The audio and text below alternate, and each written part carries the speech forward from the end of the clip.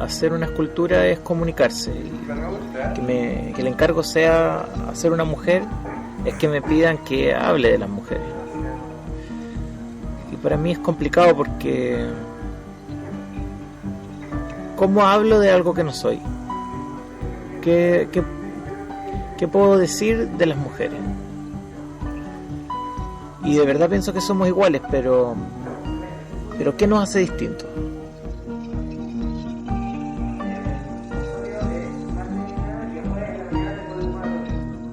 O sea, como estoy estudiando, los encargos son con... Tenía que hacer figura de mujer, una figura de una mujer. Entonces, quería que iba a hablar de una mujer y me llegó una imagen nomás a la cabeza de una mujer... Bueno, de esta mujer me llegó la imagen a la cabeza, pero con la falda de paja y con los huesos abajo. Como una especie de funeral en la mujer primitiva. Por, no sé, la paja. Ese era como los conceptos más abstractos. Y lo revisé y me encontré a una mujer que pierde a sus hijos. Y me pareció muy importante porque no hay una palabra que describa a la mujer que lleva el luto de sus hijos por siempre, porque eso es lo que ocurre. O yo lo he visto en muchas mujeres, hablando con mi mamá, por ejemplo, que perdió un hijo. Y entonces empecé a desarrollar mejor la estética para representar el luto perpetuo por un niño perdido, por un hijo no perdido, muerto. Encontrar el material adecuado, el material que sintetice realmente mi emoción, porque no es solo que yo agarre a una piedra y la talle y haga esto entero. Y la falda tenía que ser de un material, porque podría haber hecho una escultura completa, haber esculpido, modelado la falda, pero no sirve. Tuve que hacer una instalación, tuve que tener 3 materiales distintos con historias personales propias al material, que estuvieran haciendo un diálogo entre ellos mismos. Hay cierto canibalismo. Yo al principio quería hacer una falda de paja y tuve la paja, en realidad la encontré en la basura, en un basurero gigante, y la recolecté, pero después no me servía, no me funcionaba la paja, no era el color, no era un luto, no era más celebración, y aparecieron las plumas que además me costaron mucho encontrarlas porque tuve que ir a muchos distintas botonerías encontrando, tuve que teñir mis propias plumas porque tenían que ser plumas de animal, tenía que haber esa suerte de canibalismo de que ella está arropada se le arrancó a un animal su propio abrigo y ella se está abrigando con eso, y al mismo tiempo ella está sufriendo el luto de la pérdida de otro ser vivo. O sea, hay una cosa, la muerte la trae ella a sí misma y la muerte la llora a ella también. No podía ser plumas de plástico, y tampoco paja, tenía que ser un animal que la estuviera arropando y del que además salen estos huesos, que en un principio lo hice con huesos de pavo, pero no me gustaban mucho. Y estaba escalando una montaña en el norte y entré en una cuevita y había un zorrito acostado, un zorrito guaguita acostado, completamente seco, los huesos, todas las vértebras, todos los deditos del zorrito, y acostado así como casi en posición fetal, seco. Fue en el norte, una montaña de piedra, y tenía que ser eso, la ternura del animal, aunque yo lo destrocé, lo desarmé, pero esa emoción era la que tenía que existir, no un pavo comprado en el supermercado que uno se lo come en la casa en Navidad y después limpio los huesos, y que así lo monté para entregarlo, pero el zorrito apareció y el zorrito era lo que necesitaba. Y cemento me pareció adecuado porque es seco, quería que fuera seco, tiene un poco de similitud también al hueso, y sin brazos, no, o sea, está avanzando, pero hay poco que puede hacer al respecto de esta emoción. Tiene grasa, no está desnutrida, pero sí está desnutrida. La columna, que es la caña central que sostiene nuestro cuerpo, se ve todo atrás. Necesitaba todos esos rasgos, sin cabello, todo el pelo caído, pero arropada con este animal y la muerte por debajo. un luto perpetuo. El luto va por debajo de ella hacia adelante, no la deja, nunca no la deja atrás, no deja atrás. Va adelante igual que ella, los dos van juntos hacia adelante y sale desde su espalda. Es que pierde no solo a un tercero, pierde a ella, se pierde a ella misma. Entonces, como se pierde a ella misma, nunca lo puede dejar salir, nunca se va, porque queda el vacío. Es un vacío emocional o un vacío espiritual, porque, no sé, me da la impresión de casi que un pedacito de su espíritu se desprende y ya no existe, pero queda el hoyito. Imposible de olvidar. Esa es la sensación y me parece muy importante también porque no hay una palabra que lo describa. Viuda, pero no, eso es del marido. Viuda de los hijos.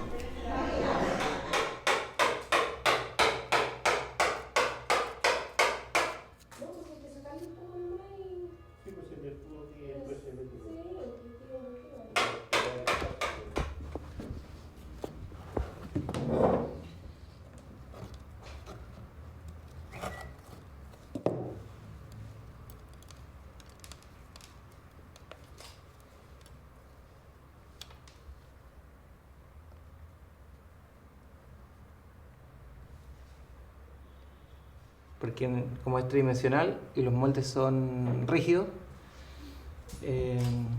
voy a sacar 17 moldes. Esto voy a dividir las piernas en dos, pero ahora estoy dividiendo la pura espalda para separar lo que va a ser el molde de la espalda. Entonces, con estas cosas que con estas winchas, diría, voy poniendo.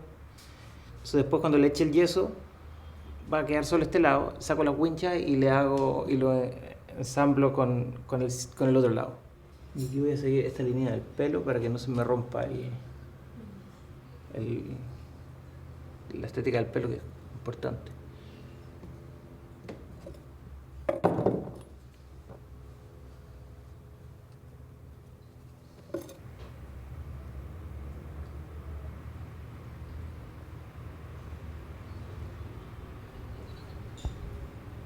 Estos trabajos tienen muchos procesos.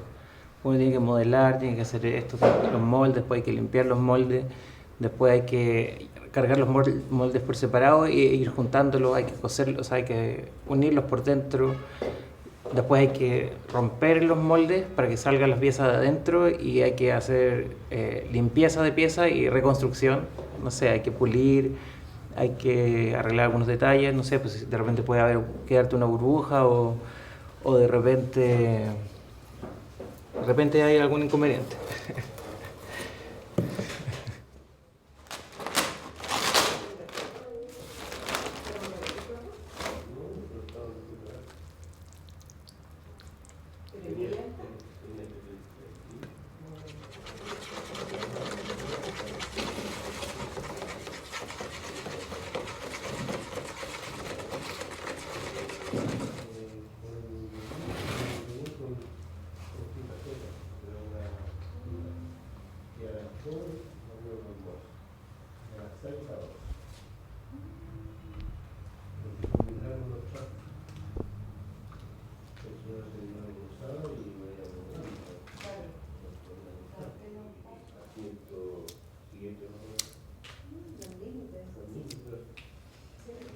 Tengo que esperar a que se ponga un poquito más rígido.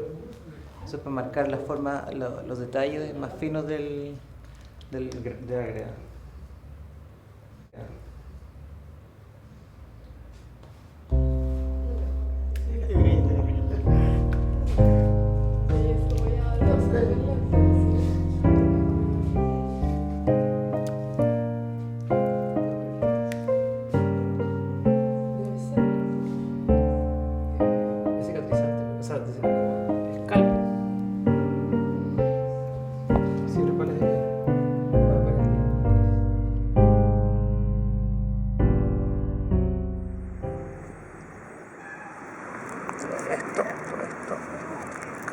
Bueno, hay que ver esto.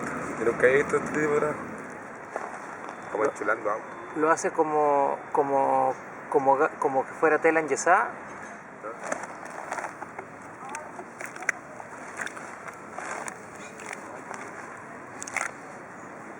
Una situación complicada. Esto no espera. Ni a mí, ni a ti. La siguiente mujer que hice, retomé, o sea, la hice en base de la viuda, de los hijos, y como que le falta un pedazo de su alma, como un pedazo de su esencia, algo que se fue, que queda el vacío. Me pareció que ocurre también en el sufrimiento intenso, como en la hipersensibilidad de la mujer. Y eso no tenía muy claro, y una sensación un poco más abstracta, pero el desborde emocional. Y eso es lo que empecé a desarrollar con las perlas, que tiene formalmente que ver con una maqueta que hice antes, cuando estaba retratando el amor no correspondido, pero que hablaba de mí, que al principio quería hacer una máscara que de los ojos, de la nariz, de la boca le salieran hoyos, como que las lágrimas hubieran dejado perforaciones en su rostro, pero aquí como que sentí que tomaba sentido, que tomaba sentido real. Entonces ese desborde de tristeza pero bella, desde las axilas, de los pezones, de la nariz, de la boca, de la vagina, del ano, todo desbordado de una manera bella, y dejando como que fueran trozos de su carne recorriendo su cuerpo, cayéndose, pero también de una manera bella, con suavidad van los caminos recorriendo sus distintos volúmenes, como casi que acariciándola, como que la tristeza acaricia su cuerpo también, y a la vez que pierde, pero forma como un tesoro, la acumulación de perlas, que además me parece algo que quería lograr también, es la abstracción que ocurre cuando uno se queda pegado mirando las perlas en el piso y ya se desaparecen los pies y ya no existe cuerpo, siendo que parte de una cosa además muy formal, muy el cuerpo humano, y termina en esto, que uno se pierde, o sea, yo me pierdo en las perlas, y esto es pura emoción.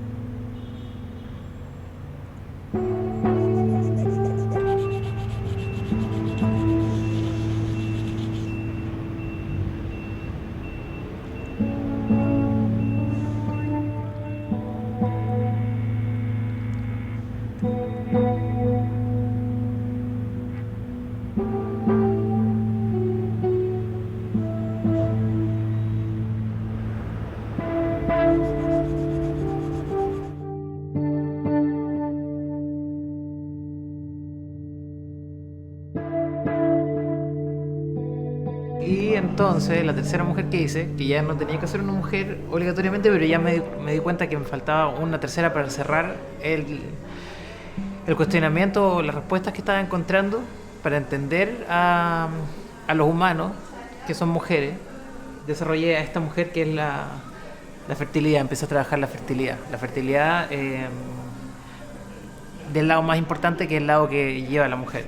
Entonces el primer trabajo era de una pérdida que yo sentía que le quita un pedazo de sí misma. El siguiente es un desborde emocional que va quitando también pedacitos. Y cuando estaba haciendo las perlas, de repente sentí que eran puros óvulos. Como las mujeres siguen toda su vida, bueno, casi toda su vida, produciendo óvulos, sentí que eran todos los óvulos que iban, y ya de repente ya no fueron llantos y fueron óvulos. Y esa dualidad estética como que me apareció, y me di cuenta que al final pienso que esa es la única diferencia, que las mujeres cargan el peso de la procreación de esta manera, que ellas crean un hábitat que no les pertenece como individuo adentro de ellas mismas, al servicio de la raza, al servicio del individuo que puede llegar a nacer o no. Pero el asunto es que cada 28 días arman un hábitat y lo botan, y tienen cambios hormonales, tienen malestar físico y un montón de cosas con las que tienen que convivir toda su vida. Porque estaba esperándolo a ustedes para abrirlo y no sé, ¿lo abro nomás ya? ¿Sí? Ya.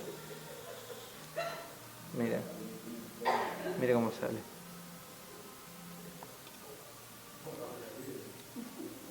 ¿Ven cómo es la textura?